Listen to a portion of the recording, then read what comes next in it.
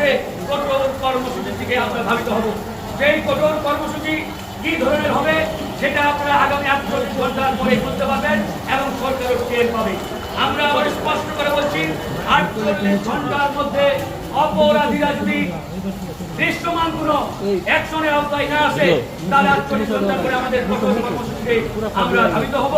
একই সাথে জনাব নুরুল হক নুরু রাজপথে নেমে তার উপর যে হামলা, এই হামলার বিচারের জন্য যা যা করার তাই করা হবে। এই বলে আমি এখানে শেষ করছি। বাকি কথাগুলো আমাদের সাধারণ সম্পাদক